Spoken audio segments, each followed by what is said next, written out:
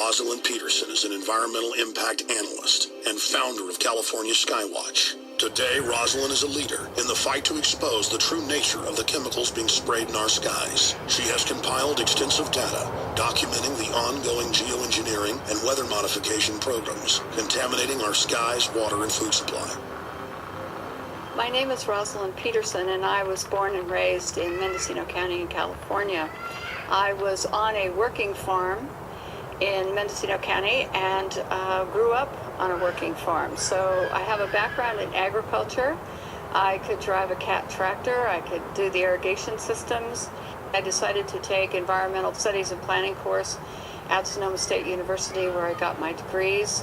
After some training, I became an agriculture crop loss adjuster, which meant that if there were any crops that failed in California for any reason, crop loss adjusters were sent by the state of California to go investigate where these crop losses were and why there were crop losses throughout the state. So I was traveling about 50,000 miles a year in this process from county to county, assessing what kind of crops, what kind of damage they had, and looking into the reasons for the failure itself and how much value the crop was that was lost at that particular time. And then if there was a crop loss that was legitimate, then ranchers or farmers could be paid crop insurance for the loss of their crops. In '98, I began to notice just a little bit of tree decline on the property here. I began to notice that some trees didn't look as healthy, and I started to worry about that just in the background as something that was nagging, because I was concerned about losing the beautiful trees we have around here. Then in early 2000, I began to notice that I would see jets, and they would leave these little tiny trails, and then the sky would white out after that. And I was always irritated because our skies used to be so crystal clear and blue and gorgeous. And all of a sudden, you would see these jets, and I kind of thought of them almost as joyriding, and when they were, or skywriting, and when they did this, then the sky would haze over. And so I found myself, when I was teaching tennis and being outdoors all the time, or traveling for work, that I was irritated a little bit about the idea that the skies were hazed over a lot. So that was the first inkling. And then in 2002,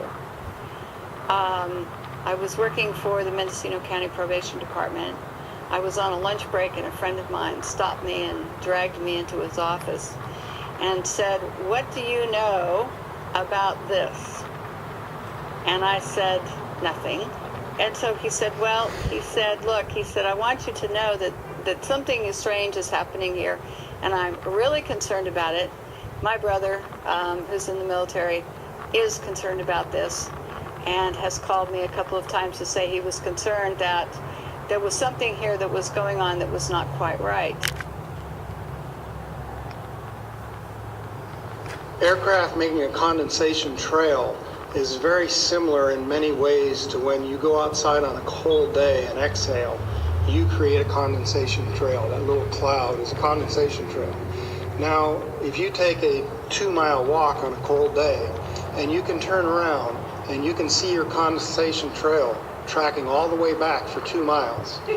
That's how crazy it is to think that what we're looking in the sky is actually condensation trails. The contrails, not the chemicals, the contrails occur because of cold air, minus 30.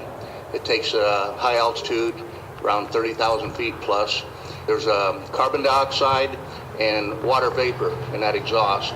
That turns to ice crystals, and that's what you see, the white stream behind it. Those white crystals of ice warm up, dissolve, and the smoke goes away. And it never lasts more than a minute. What we're seeing now, and I first could not believe it, and I started looking at the skies, and these are not normal. They're not natural. There's something going on. I don't know who it is or why they're doing it. All I can testify is it's not natural and it's not normal. For 2 decades, it has been a mystery as to what the jets are spraying on us. Finally, we know the source material of these jet chemtrails. Coal ash is reprocessed to create the chemtrail base mixture. Chemtrail residues in rainwater have the same mix of toxic metals as those found in coal ash from coal-burning power plants.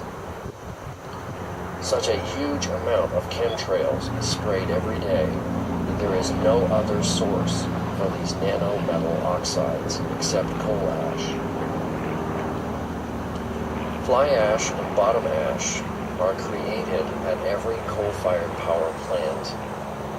Fly ash is rich in aluminum oxide, about 30%, which is the main chemical found in chemtrail rainwater tests. Coal combustion waste from power plants is the biggest industrial waste stream in the world, with about 120 million tons created each year in the USA alone. Over 50 million tons of fly ash is created in the USA each year by processing coal combustion waste. More than 40% of U.S. coal ash production is reprocessed into cement, road base, drywall, bauxite, shingles, plastic filler, and non-publicized uses like chemtrail mix. The use of fly ash has more than doubled since chemtrails began in the mid-1990s. Chemtrails account for millions of tons of coal ash reuse every year. Secret chemtrail mix is labeled component of flowable fill in coal ash industry documents. 39% of the electricity generated in the U.S. is made by burning coal. Disposing of the ash at each coal-burning power plant is a billion-dollar problem, with most ash put in nearby landfills at a very high cost. After the Kingston, Tennessee coal ash spill in 2008, the electric utility paid over $1 billion and spent over 5 years to clean it up.